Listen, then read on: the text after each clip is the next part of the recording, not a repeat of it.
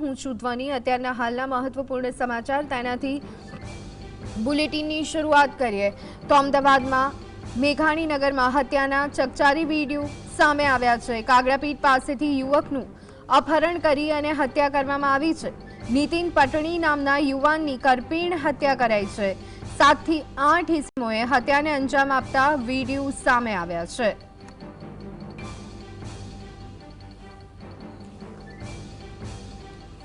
તો અમદાવાદમાં હત્યાનો બનાવ, મેઘાણીનગરમાં હત્યાના ચકચારી વિડીયો સામે આવ્યા છે। 7 થી 8 લોકો કરપીણ હત્યા કરતા હોય તેવા વિડીયો સામે આવ્યા છે। કાગડાપીઠ પાસેથી યુવકનું પહેલા અપહરણ કરવામાં આવ્યું અને ત્યારબાદ તેને મોતને ઘાટ ઉતારવામાં આવ્યું, તેની હત્યા કરવામાં આવી। મૃતકનું નામ નીતિન પટણી હોવાનું સામે આવી રહ્યું છે।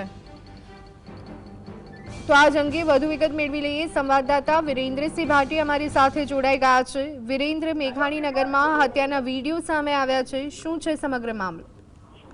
બિલકુલ થી ધ્વની કે અમદાવાદ શહેરની અંદર દિવસે ને દિવસે હત્યા, મારામારી તેમજ જે ચોરીના બનાવો છે તે વધતા હોય તેવું લાગી રહ્યું છે। ત્યારે ફરી એક વખત મેઘાણીનગર વિસ્તારમાં એક ચકચારી હત્યાનો વિડીયો છે તે સામે આવ્યો છે। વિગતવાર જો ધ્વની વાત કરવામાં આવે તો નીતિન પટેલની નામનો જે યુવક હતો તે યુવકને કાગડાપીઠ વિસ્તારમાંથી અપહરણ છે તે કરવામાં આવ્યું। અપહરણ બાદ તેને મેઘાણીનગર વિસ્તાર ખાતે લાવવામાં આવ્યો હતો। જ્યારે તેનું અપહરણ કરવામાં આવ્યું ધ્વની, ત્યારે 7 થી 8 ઇસમો દ્વારા તેને અપહરણ છે તે કરીને મેઘાણીનગર ખાતે લઈને આવવામાં આવ્યો હતો।